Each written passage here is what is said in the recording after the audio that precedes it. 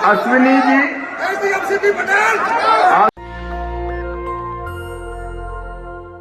ये वीडियो देखा आपने, ये हंगामा हो रहा है, वो बैनर देखा, मामा जी का विरोध हो रहा है। किसी टीवी चैनल अखबार की औकात नहीं है कि ये वीडियो चला दें। ये आपको सोशल मीडिया पर ही मिलेगा। इसलिए मैं कहता हूं कि सोशल मीडिया ही सच्चा मीडिया है, सोशल मीडिया ही बहुजन मीडिया है। नमस्कार, मैं शंभू कुमार सिंह और आप देख रहे हैं नेशनल दस्तक। दरअसल ये वीडियो है मध्य प्रदेश का, जहां शिवराज सिंह चौहान का सरेआम विरोध हो रहा है।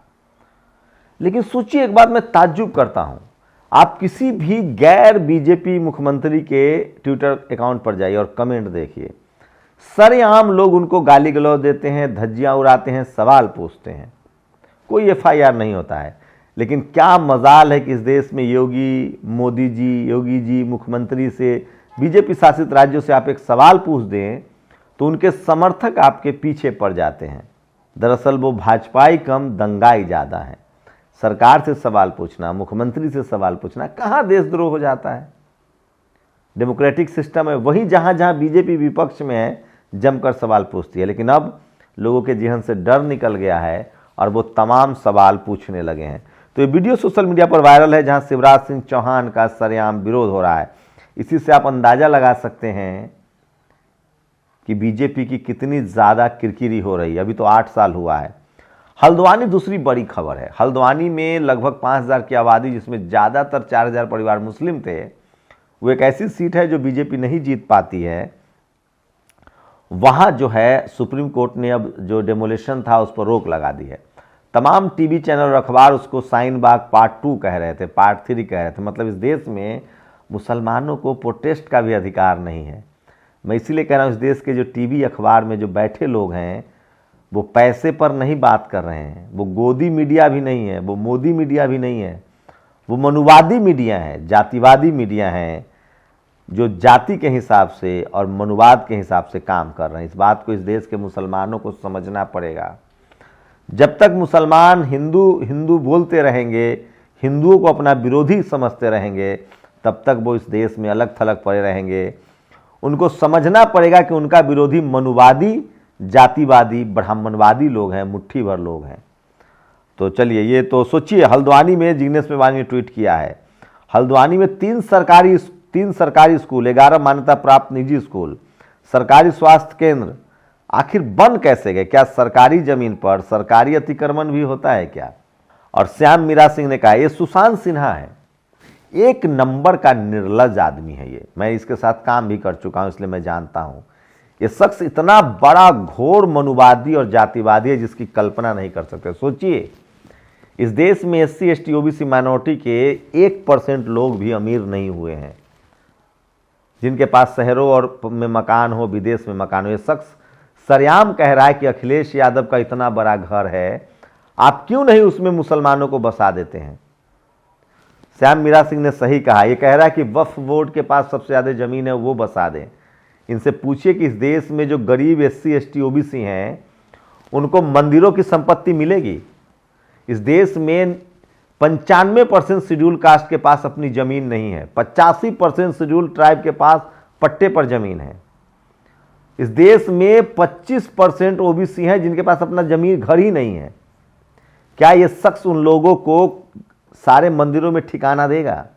ये बहुत ही निर्लज किस्म का इंसान है। और सोचिए, इस देश के तमाम जातिवादी मनुवादी लोग बहुजन समाज के 1-2 लोगों को लेकर पूरे समाज को गाली देने लगते हैं। इस देश में एक मायावती जी, एक अखिलेश यादव, एक लालू यादव, एक नीतीश कुमार, मतलब एक भी SC ST OBC माइनॉरिटी और किसानों का नेता इस देश को नहीं पछता है। जिस देश में लोग सोने के चांदी में खाना खाते हैं, सोने की थाली में चांदी के चम्मच से, इस बेशर्म से पूछिए कि इस देश के शहरों पर किसका कब्जा है, इस देश के तमाम बैंकों पर किसका कब्जा है, इस देश के खेल, मीडिया, जुडिशरी, ब्यूरोक्रेसी पर किन जातियों का कब्जा है। लेकिन हम क्या करें, अखिलेश यादव जैसे लोग भी हैं जो सवाल भी नहीं पूछ पाते हैं, कोई भी उनको कुछ भी कह के चला जाता है। खैर, वहीं दूसरी तरफ ये भाटी साहब हैं। आज सोशल मीडिया पर मैंने आज तक राजकुमार भाटी हैं, ये गुर्जर समाज से आते हैं, सपा के प्रवक्ता हैं, इतना जन्मदिन तो मैंने प्रधानमंत्री के बधाई देते हुए वाला नहीं देखा था। टीवी पर ये आदमी सरेआम मनुवाद और जातिवाद की पोल खोलता है और बहुत ही फेमस ये प्रवक्ता है समाजवादी पार्टी के, और पूरा सोशल मीडिया आज इनके जन्मदिन की बधाई से पटा हुआ है। तो नेशनल दस्तक की तरफ से भी आपको बधाई भाटी साहब। और झारखंड के ज्योतिर्लिंग बैद्यनाथ मंदिर में बुध को काल भैरव के रूप में पूजा की जा रही है। इस देश में बड़ा कल्चरल हेजमनी चोरी हुई है और ये वीडियो सोशल मीडिया पर वायरल हो रहा है। 3 विंडो में देखिए, कहा जा रहा है कि ये शेड्यूल कास्ट के युवा थे जिनका अपमान किया गया। इन्होंने सरेआम जो मेडल मिला था उसको पैरों से उड़ा दिया।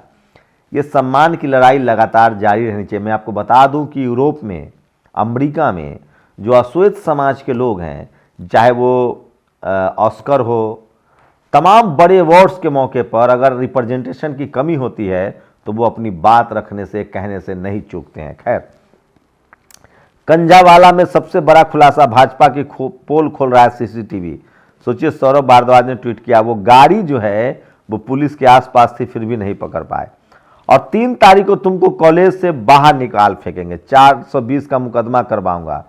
ये यूपी की तस्वीरें हैं। सोचिए, जिस तरह से एक बच्ची स्कॉलरशिप की मांग कर रही है यूपी के सुल्तानपुर में, तो उसको जेल भेजवाने की धमकी दी जा रही है।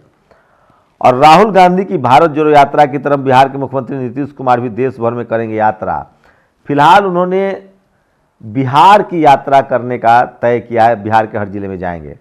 और डिफेंस और रेलवे के बाद देश में सबसे ज़्यादा जमीन वक्फ बोर्ड के पास है। मेरी अपील है कि वक्फ बोर्ड के लोग हल्द्वानी के लोगों को बसाएं। कल तक ये सुशांत सिन्हा कह रहा था कि 24,000 स्क्वायर फीट का घर है अखिलेश यादव का, उसमें बसाइए। अरे सुशांत सिन्हा, अंबानी का घर भी तो बहुत बड़ा है, वहाँ ना बसा दें? अडानी का घर भी बहुत बड़ा है, तुम्हारा भी घर बहुत बड़ा होगा, वहाँ बसा दें? सोचिए, इस देश में आज भी 85% लोग गरीब, लाचार, बेबस हैं, जिसमें सबसे ज़्यादा SC ST OBC के लोग हैं, माइनॉरिटी के लोग हैं।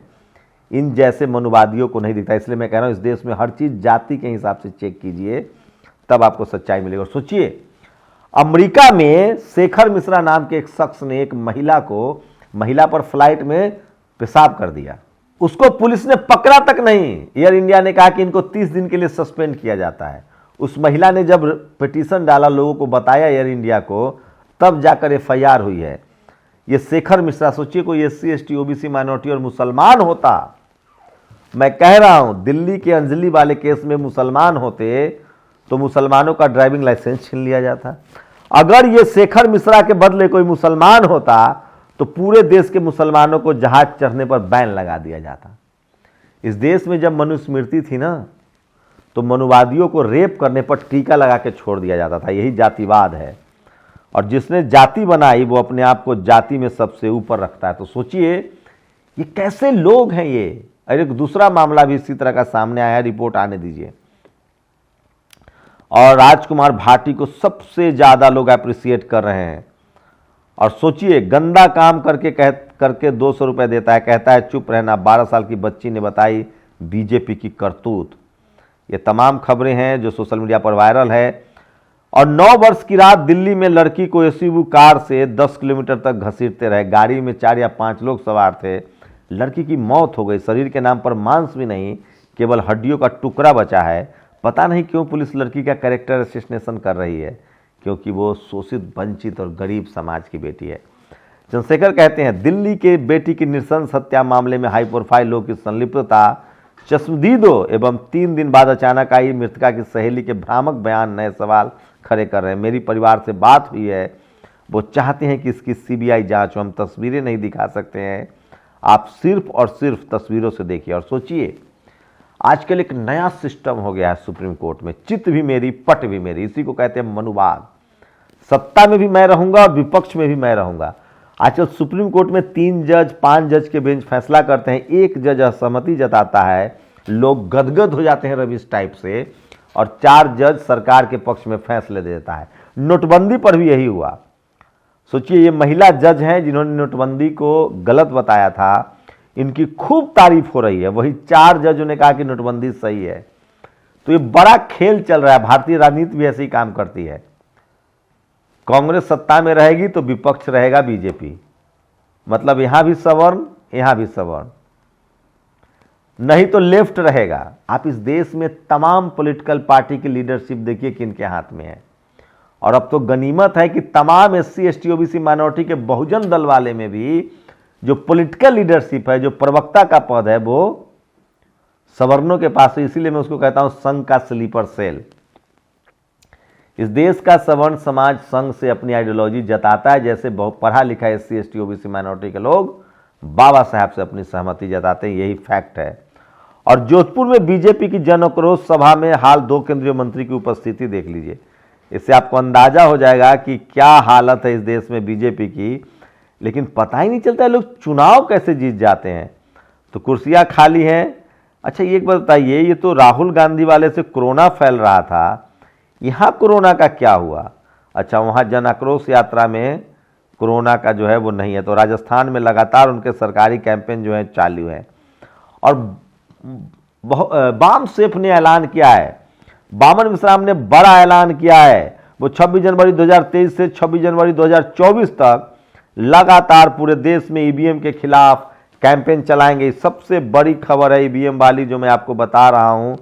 बामन विश्राम जी ने बड़ा ऐलान किया है कि वो अब पूरे देश में EVM के खिलाफ 1 साल तक लगातार जो चलाएंगे। और क्रांति कुमार ने सवाल पूछा है, राहुल गांधी को भारत जोड़ो यात्रा के बजाय जाति तोड़ो यात्रा निकालनी चाहिए थी। जाति तोड़ो यात्रा से समाज में बुराइयां व्यापक होती। इस देश में हर चीज जाति और धर्म के नाम पर होता है। खैर, और इंडिया की फ्लाइट में महिला यात्री पर नशे में पेशाब करने के मामले में दिल्ली पुलिस ने आरोपी शख्स पर केस दर्ज किया है। बताइए, पाप लगेगा मिश्रा जी की गिरफ्तारी होगी तो। केंद्र और प्रदेश की सरकारें हल्द्वानी में हजारों लोगों को एक झटके में बेघर करना चाहती है, जयंत चौधरी ने कहा है। ये सुशांत सिन्हा कहा कि जयंत चौधरी अपने घर में क्यों नहीं बसाते हैं। जहाज में एक महिला पर पेशाब करने वाले संस्कारी को कहा गया है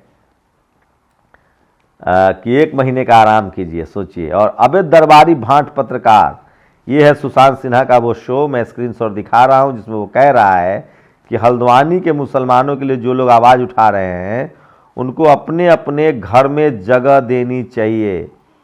और इस दौर में की एक कड़वी सच्चाई, यदि कोई आंदोलनकारी शांतिपूर्ण तरीके से आंदोलन करता है तो उसे कानूनी धाराओं के तहत बंद कर दिया जाता है। सोचिए, ये वीडियो है ये बजरंग दल वाले सरेआम कैसे तोड़फोड़ कर लेते हैं सिनेमा हॉल में जाके।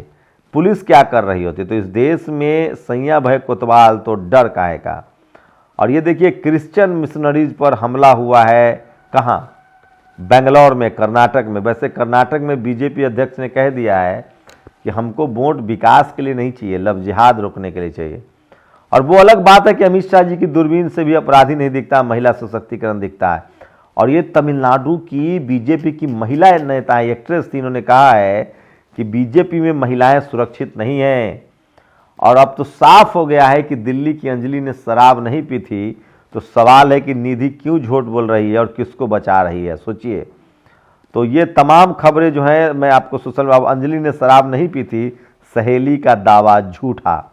तो ये अंजलि क्यों झूठ, अंजलि की मौत पर निधि क्यों झूठ बोल रही है, निधि का क्या इंटरेस्ट है? सवाल तो है, क्या निधि कहीं उस हत्या में शामिल तो नहीं है?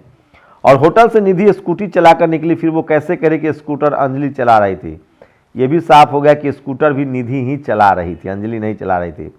और केंद्र सरकार के विभागों में 7 लाख पद खाली हैं। रिक्त पदों में 5-6 लाख ग्रुप सी के हैं और सिर्फ 2.5 लाख पद खाली हैं। तो सोचिए, ये तमाम बड़ी खबरें हैं जो मैं आपको बता रहा था, जो सोशल मीडिया पर आज वायरल है। और इसलिए मैं कहता हूं कि सोशल मीडिया ही सच्चा मीडिया है, सोशल मीडिया ही बहुजन मीडिया है। इन तमाम बड़ी खबरों का विश्लेषण क्या आपको जरूरी लगा, ठीक लगा तो इसको देखिए, घर घर तक पहुंचाइए, क्योंकि ये देश के लिए जरूरी है। शुक्रिया।